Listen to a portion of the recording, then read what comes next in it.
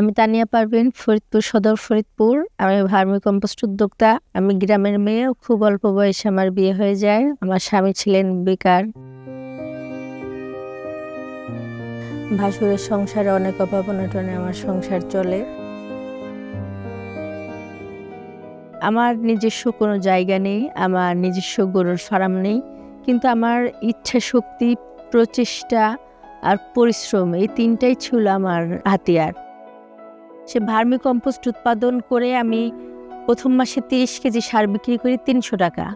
ওই 300 টাকা যখন আমি হাতে পাই, মনে হয়েছে যে এর থেকে আনন্দের কিছু আর হতে পারে না, এটা আমার নিজের ইনকাম ছিল।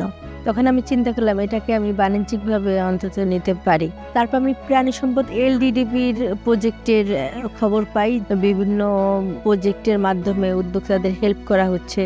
তখন আমি LDDBতে আবেদন করি। তারপরে তাদেরকে আমি আমার কারখানায় আসতে বলি। তারা কারখানায় এসে ভিজিট করে যখন দেখছে যে না, আমি একটা মেয়ে মানুষ হয়ে ভিন্ন রকম একটা কাজ করছি, অনেক সুন্দর একটা কাজ করছি, তখন আমাকে বায়োগ্যাস প্ল্যান্টের ব্যবস্থা করে দেয়। আমি যখন বায়োগ্যাস প্ল্যান্টটা করি, তখন আমার জীবনের ভাগ্যের চাকা খুলে যায়। তারপর আমি 3 কিলোমিটার পর্যন্ত গ্যাসের লাইন দিলাম, 60টি বাড়িতে জ্বালানির ব্যবস্থা করেছি। আমার যে বায়োগ্যাস প্ল্যান্টের গ্যাসটা হয়ে যাওয়ার পরে যে উচ্ছিষ্টাংশ গোবরটা থাকে, সেই গোবরটা থেকে আমি জৈব সার উৎপাদন করছি এবং বায়োগ্যাস থেকে গোবর এবং পানিটা আলাদা করা হচ্ছে। সেই পানিটাকে আমি আবার তরল জৈব সার হিসেবে কাজ করছি। আমার 2টা শেডে 24টা চৌবাচ্চা আছে এবং সারের প্রোডাকশন আগে ছিল মাসে আমার 10 টন প্লাস সার উৎপাদন। এখন আমার 45 থেকে 50 টন সার উৎপাদন মাসে হচ্ছে। যে 60টা ফার্মের সাথে গোবর কালেকশন করছি, তারাও খুব খুশি। মহিলাদের হাতে মাস গেলে 5 থেকে 6 হাজার টাকা করে দিচ্ছি। মহিলারাও স্বাবলম্বী হচ্ছে। তো আমার এখানে 18 জন লোকের কর্মসংস্থান হয়েছে। আর আলহামদুলিল্লাহ এখন মাসে আমার 2 লাখ টাকার উপরে ইনকাম।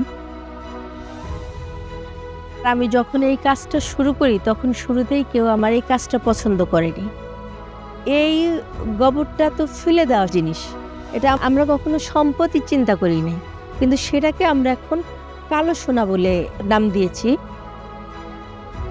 LDDB প্রজেক্ট পাওয়ার পরে কিন্তু আমার কাছে এখন উপকারভোগীর সংখ্যা হচ্ছিল 150। দরিদ্র উদ্যোক্তাদের আমি নিজের অর্থায়নে ঋণ কেঁচো দিয়ে আমি তাদেরকে উদ্যোক্তা তৈরি করছি। ওদের মুখে যখন হাসি দেখি, তখন আমি আমার অতীতে ফিরে যাই যে এরকম অভাব তো আমার সংসারেও ছিল। আমিও তো খুঁজতাম কি করে আমার সংসারের অভাবটা দূর করা যায়।